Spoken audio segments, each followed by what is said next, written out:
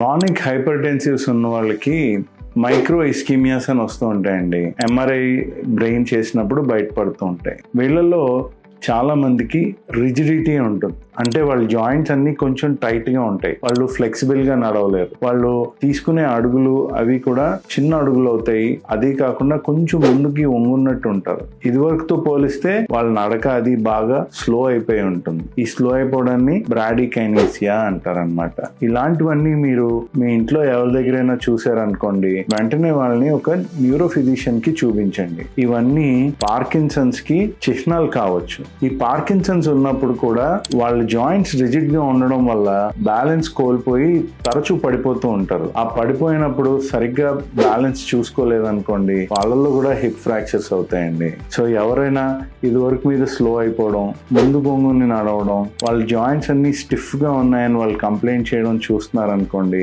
అప్పుడు వాళ్ళలో పార్కిన్సన్స్ ఉందేమో అని జాగ్రత్త పడండి.